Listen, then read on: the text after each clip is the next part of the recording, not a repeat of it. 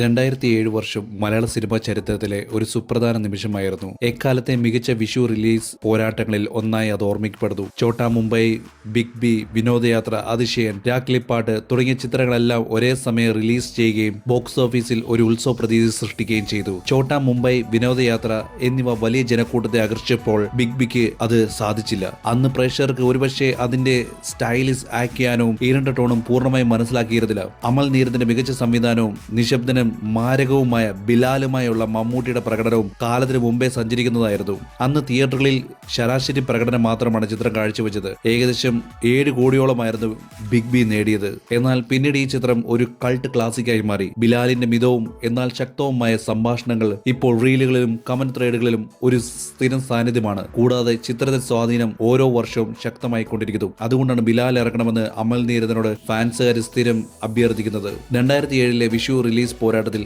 ദിലീപിന്റെ വിനോദയാത്ര ബോക്സ് ഓഫീസിൽ ചോട്ടാ മുംബൈ മറികടന്നു. വിനോദ് എന്ന കേന്ദ്ര കഥാപാത്രത്തിന്റെയും അനുപമയുമായുള്ള അപ്രതീക്ഷിത കണ്ടുമുട്ടലിന്റെയും കഥ പറഞ്ഞ ഈ ചിത്രം കുടുംബ പ്രേക്ഷകരുമായി നന്നായി ബന്ധിപ്പിക്കുകയും ഏകദേശം 9 കോടി രൂപയോളം നേടുകയും ചെയ്തു. എന്നാൽ ചോട്ടാ മുംബൈ ഏകദേശം 10-12 കോടി രൂപയാണ് അന്ന് ബോക്സ് ഓഫീസിൽ നേടിയത്.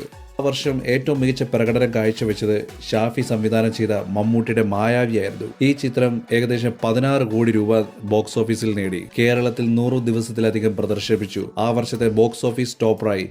മോഹൻലാലിന്റെ അലോ 2ാം സ്ഥാനത്തും ചോട്ടാ മുംബൈ 3ാം സ്ഥാനത്തും എത്തി. ഇപ്പോൾ 18 വർഷങ്ങൾക്കിപ്പുറം ചോട്ടാ മുംബൈ വീണ്ടും തിയേറ്ററിൽ എത്തിയിരിക്കുകയാണ്. അത് വീണ്ടും തരംഗം സൃഷ്ടിക്കുന്നു. റീ റിലീസ് ആദ്യ ദിവസം 40 ലക്ഷം രൂപ നേടി. 2ാം ദിവസം 78 ലക്ഷമായി ഉയർന്നു. 3ാം ദിവസം ഏകദേശം 72 ലക്ഷവും. അങ്ങനെ വെറും 3 ദിവസം കൊണ്ട് ചോട്ടാ മുംബൈ 2 കോടിയോളം അടുത്താണ് ബോക്സ് ഓഫീസിൽ നേടിയത്. പുതിയതും പഴയതുമായ പ്രേക്ഷകർ ഈ ഹൈ എനർജി ചിത്രത്തിന്റെ മാന്ത്രികത വീണ്ടും അനുഭവിക്കാൻ ഒഴുകിയെത്തുന്നു തിയേറ്ററിൽ.